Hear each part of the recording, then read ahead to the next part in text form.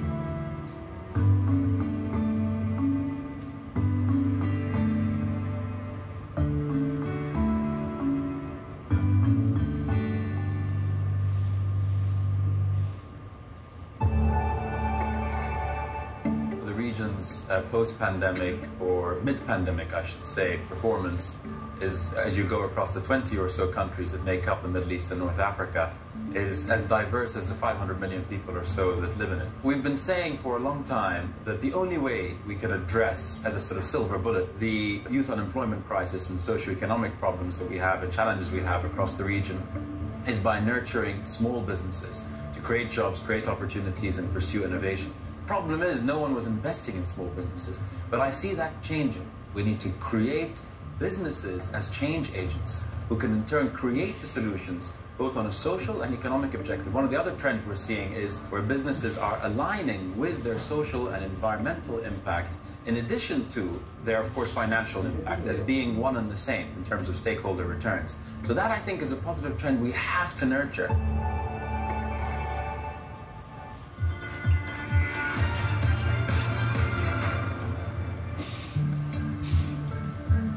5 years ago, and we decided that we wanted to have a freshman academy community service project, and we decided part of that was going to be working with spreading awareness of modern day slavery. At the end of your presentation, you need to tell me how that issue connects to your poem there's probably 300, 400 kids in the Freshman Academy. We had all of their core teachers make sure on My Freedom Day that they were teaching about that topic. And now we've got not just our core classes doing it, but also our elective classes. Okay guys, so this is what we're going to do today as far as packing. You are going to grab a Ziploc bag, and then you are going to start here. So when we first started this, it was exclusively for the freshman class, but it was such a hit with all of the classes that every year we've grown and added the classes in, so now it's a school-wide event. And who are you helping? So we have two groups, and both of those organizations work towards ending human trafficking or helping those that are in need. It's been amazing because our students have really embraced the idea of learning about modern slavery and embraced the idea of what is human trafficking, how it has impacted them, and it's been a very popular topic to learn about and to participate in.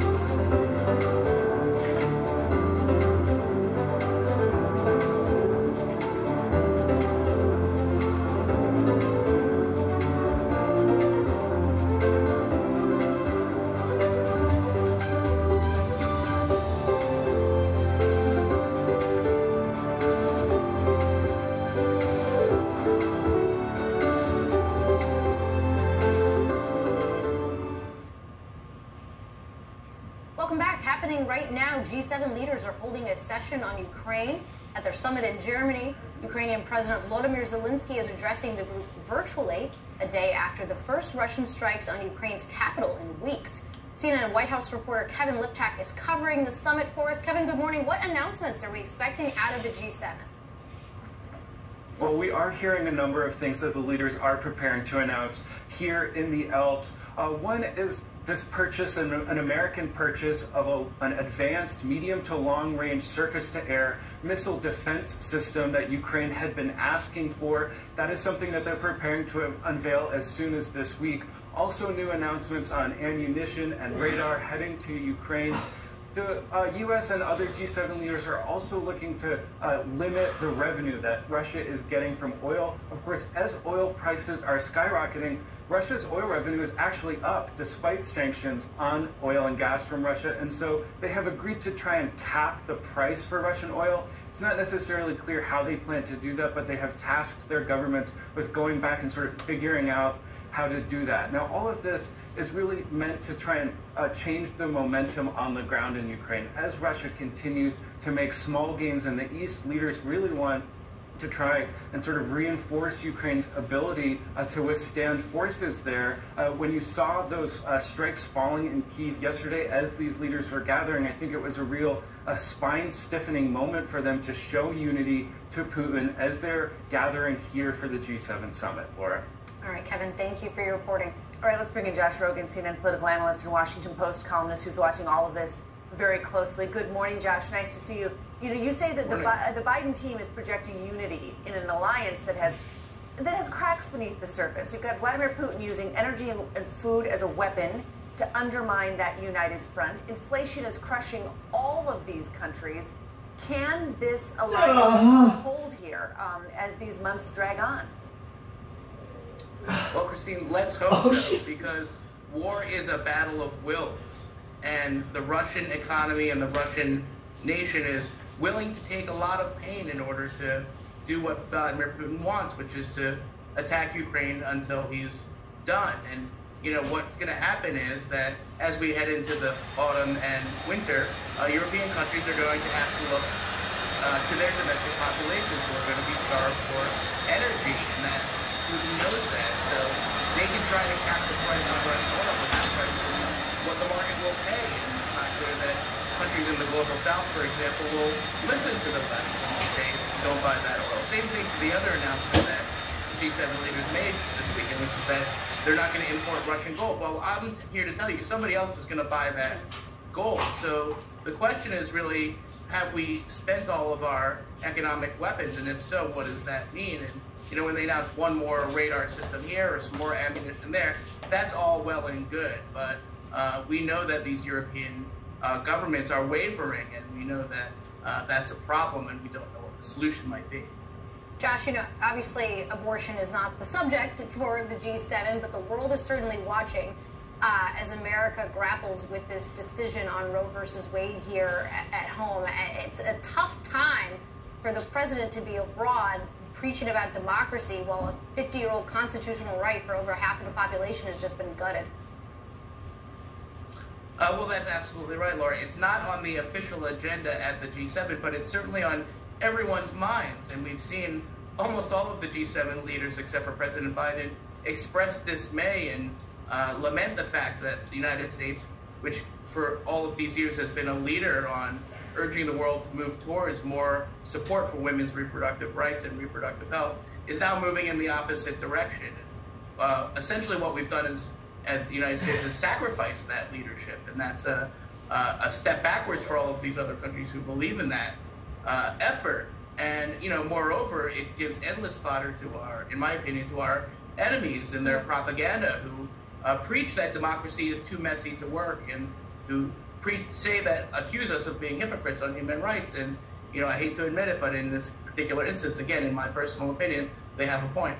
Hey, Josh, we heard this weekend the president detailing this $600 billion for the developing world in investing in nuclear energy, in solar, in Africa and elsewhere, a move really seen as a counter to China's investments in some of these countries. You just returned from Asia. What's the reaction to this move? And is this I guess on paper it's a two-pronged approach here. If you're trying to wean the world off of its reliance on Russia and Russian fossil fuels, you also need to counter China and China's big investments in the developing world. Is it meaningful? We'll have to wait and see, Christine, to see if the Western governments that are promising $600 billion in infrastructure investment in Asia, if they'll put their money where their mouth is. Because while the war in Russia is the near-term emergency, the competition with China is the long-term challenge. And throughout Asia, what they've seen is a Belt and Road Initiative coming from Beijing that has seen $2 trillion already spent in their countries, and now that money comes with strings and debt trap diplomacy and all sorts of other corruptions and environmental degradations. And for 10 years, the world has been asking the West for an alternative. Is this that alternative? We just don't know yet. It's very easy to write the number $600 billion on a piece of paper, but very hard to get that money into the hands of the people and the projects who need it. So they say they'll have $600 billion spent by 2027. In Asia, their question is, who's going to be president in 2027? They don't even know. We don't know. So another administration could come in and that could all go away. Let's hope it doesn't. And you're right, China is about a decade into these investments all around the world to, have a foothold and influence, no question. All right, Josh Rogin, thank you. Nice to see you this morning. Thanks, Josh. All right, President Biden calling up Russia's renewed attacks on Kyiv barbarism. A live report as the capital now reels following the first missile strikes in weeks.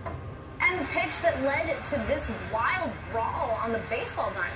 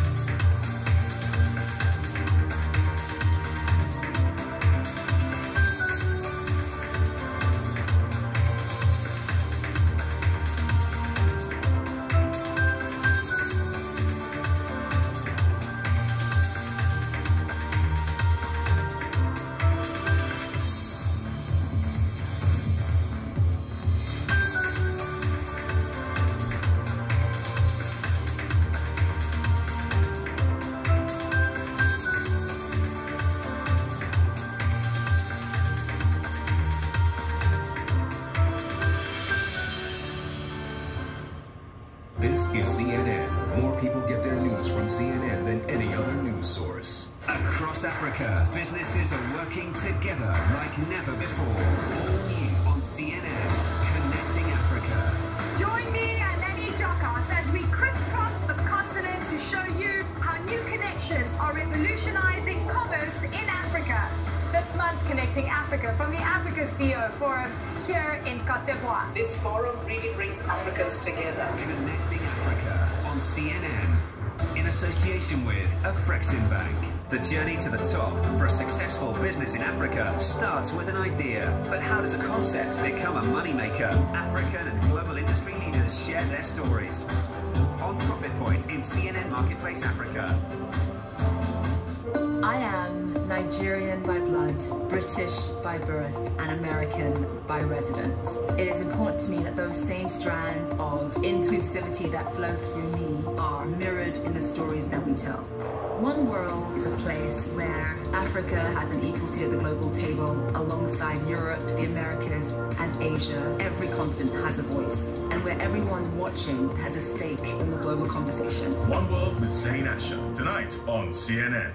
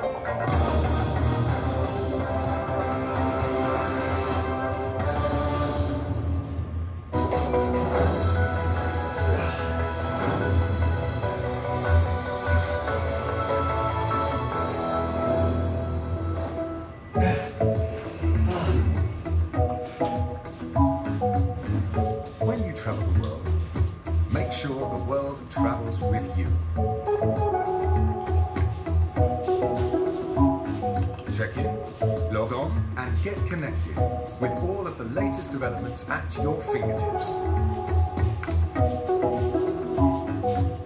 CNN Partner Hotels, connected to your world.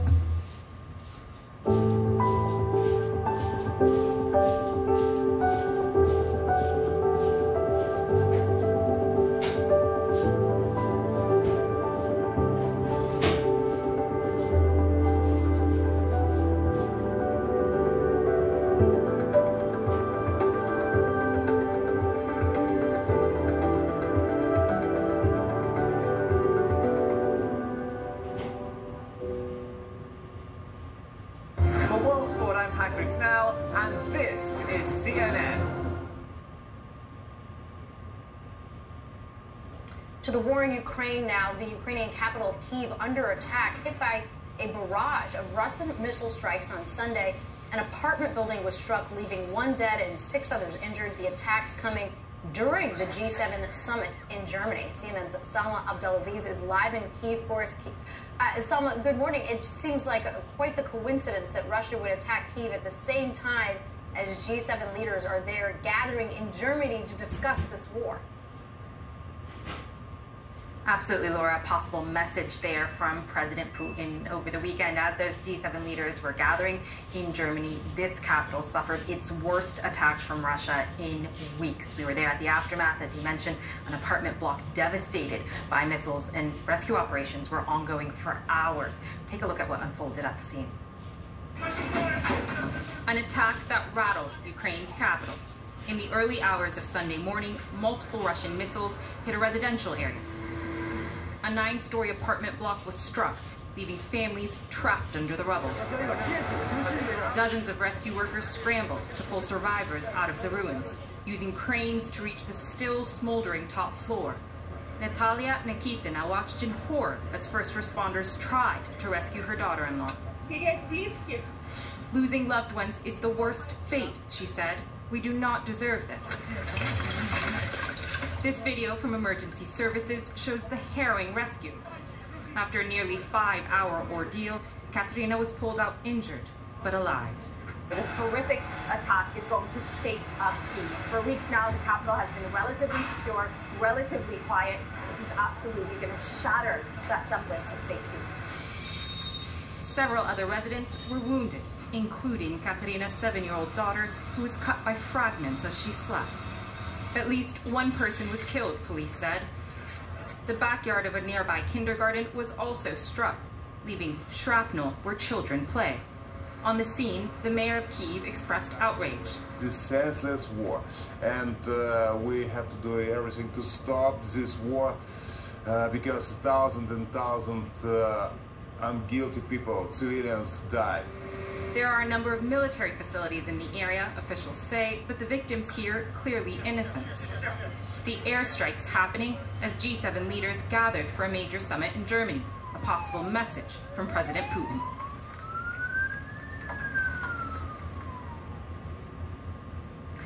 Now, Russia absolutely has the momentum in this conflict, Laura. We see that clearly on the battlefield, where they have more manpower, more weapons, more willingness to inflict brutality. And you can be sure that's what President Zelensky is going to tell those G7 leaders. He's going to say, we are outmanned, we are outgunned, we need serious help. Laura? Selma, excellent reporting as always. Thank you. Still ahead for you, more on the end of abortion rights. We're going to ask the CEO of a women's clinic in Florida about life post-Roe. And a morbid mystery in South Africa. 22 young people dead at a tavern, and no one seems to know why.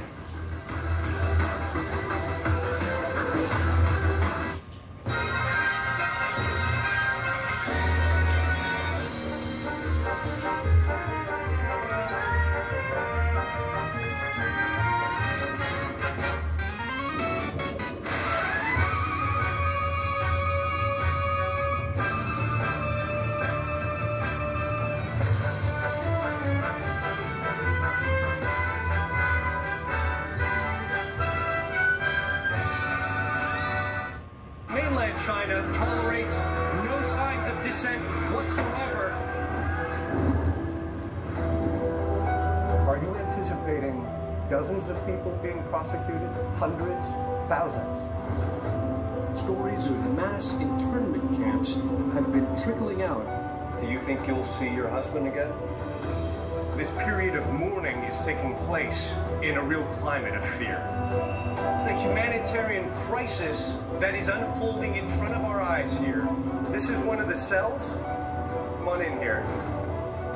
We're flying over ISIS front lines. This is the only protection we have. Nerves are still very much on edge. Firefighters have been battling this blaze for weeks. What do you say to people who question climate change? We need to do something now. Ivan Watson, CNN.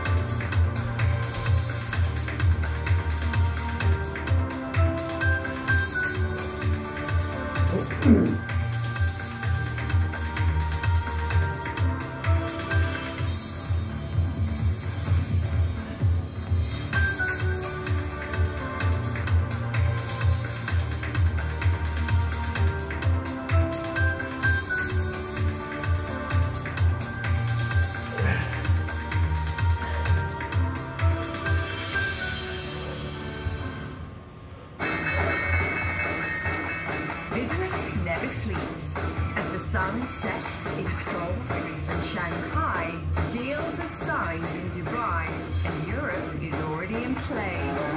New York prepares to make its first move.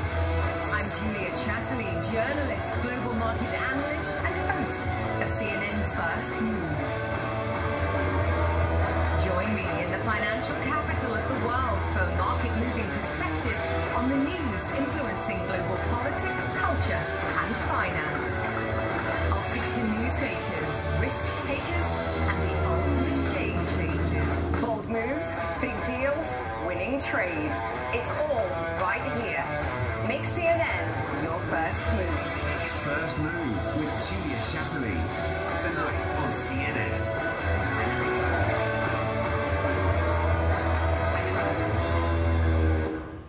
From the tiniest warbler to the mightiest whale shark, nature is on the move, but natural paths are under threat. Now meet incredible conservationists, helping species cross highways, span flyways, and get from A to B.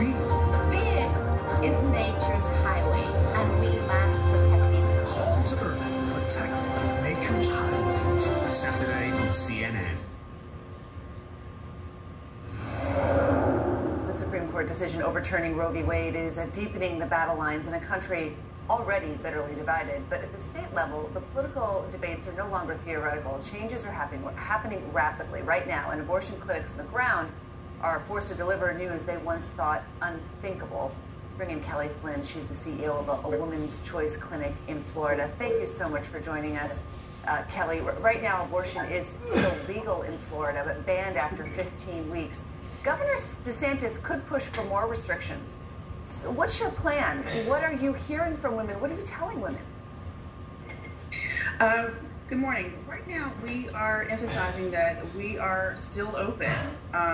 Women's choice clinics and other abortion clinics, we are still open. Abortion is legal. Abortion is still safe, and our clinics are still open, and we're able to provide care for our patients.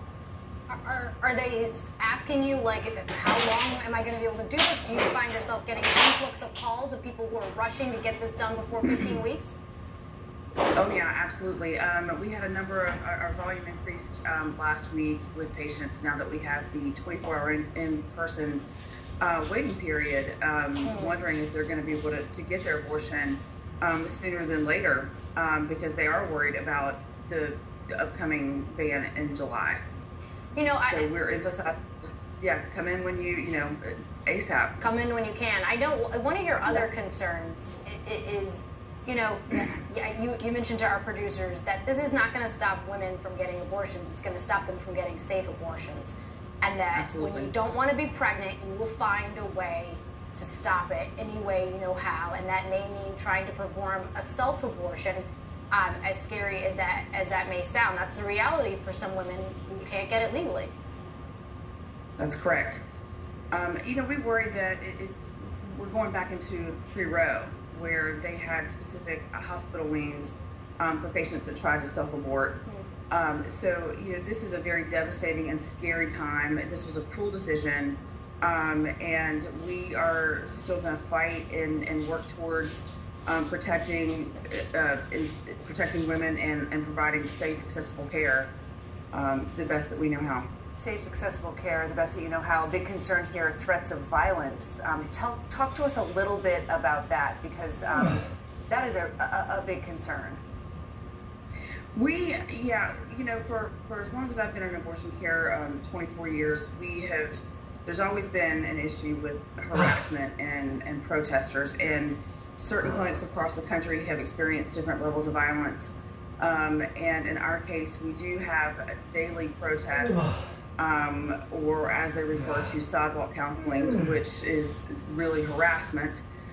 So in the last few days, we have seen an increase in harassment, and we encourage our staff, our patients, and our physicians, just to be vigilant and look around and know your surroundings. Well, Kelly, thank you for your willingness to come on and talk about this. I know that this is, a contentious time, and you have a lot going on right now. So I appreciate you coming on, and please come back and update us on how things are going. I know that we don't know what's going to happen in Florida, but things are moving very quickly. Thank you. Thank you. That's great. Okay, thank you. So, as I mentioned, while the marches across the country have been mostly peaceful, one of the stars of Full House was thrown to the ground during a march in Los Angeles. The woman you saw shoved to the ground there, actress Jodie Sweetin, the photojournalist who shot the video, says she was talking to officers and tried to actually guide protesters away from the on-ramp when she was pushed by police. Now, police claim she tried to march onto the 101 freeway. The video also showed officers hit at least one person with batons. The LAPD said it is reviewing the incident. Coming up, a bullfight turns deadly for the spectators after a stadium collapses in Colombia. Look at that. And it took an avalanche to dethrone the two-time defending champion Tampa Bay Lightning. Bleacher Report ahead.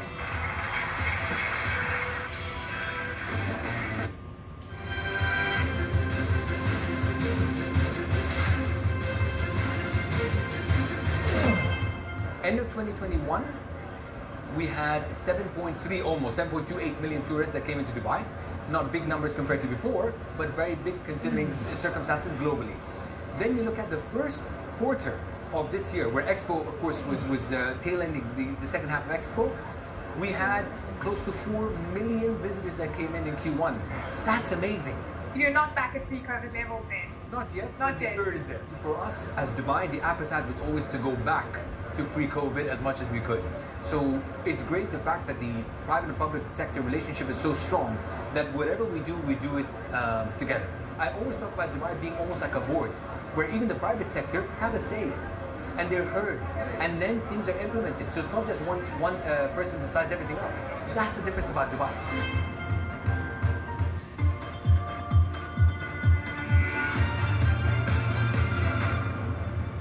The beauty of the photograph is that when people do view the images, they have that visceral response. And I think when we can see an image of a